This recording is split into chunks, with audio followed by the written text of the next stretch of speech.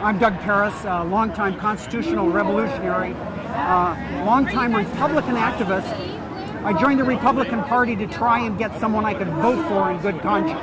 I've been doing that for more than a quarter of a century. We're almost there. I'm glad that you're here today, and thank you for giving us an opportunity to talk. I'm Katya Delavar with Campaign for Liberty. I'm the Washington State Interim Coordinator. Today we're here at the tax rally, at the Tea Parties. We're here to talk our piece about lowering income taxes, and I'm going to go ahead and ask you some questions. So the first question is, it feels good to stand together physically with other citizens and protest the current taxation, but what should citizen activists do to lessen their taxation burden? Throw the bums out. The point I made here today was that we're not going to have any real impact, any long-lasting impact, the kind of impact we need. The country's in such dire straits financially now, we really don't have any options to go slowly. We have to make radical changes. We have to get back to the Constitution. We have to slash spending down to the constitutional levels. That's an answer. Anything less isn't going to get it done. We're going bankrupt. Okay. The original Boston Tea Party was over a smaller imposition of taxes than Americans experience today. What do you believe the Founding Fathers would say about our current form of government? I think Jefferson say a revolution is a couple hundred years overdue.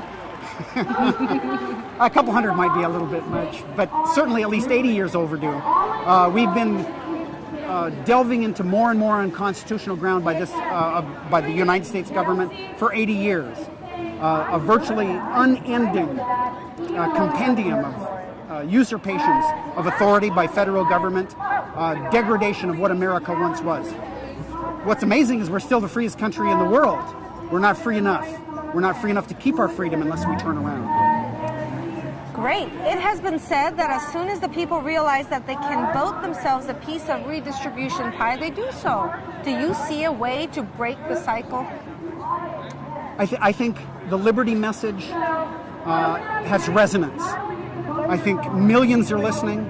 2008 proved that. Ron Paul did not expect to be a viable candidate for president.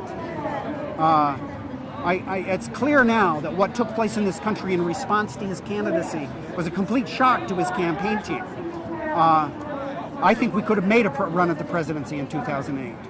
I'm looking to elect the next president in 2012. And do you believe that the income tax is a moral tax? I don't even believe it's a legal tax. That's personal opinion, and I'm not the guy that can prove that in a court of law. But graduated taxation is immoral. If you tax everybody at a given percentage, it takes the same percentage of everybody's income. A person that makes twice as much pays twice as much in taxes. That's fair. I think that's what people think graduated means. Mm-hmm. But above that is clearly improper. Like Ronald Reagan said, even God never took more than 10%. So, thank you so much for spending the time today, Doug, to talk to us. And also, I want to get your response to what you think about this and what's going on today. My mother-in-law can barely walk. She went to a tax rally, a Tea Party in her area today. And I know people that normally are not involved in politics are coming out of the woodwork because they finally see what has happened. And I predicted that there would be a tremendous outcry once people saw who they elected on November 4th for a change.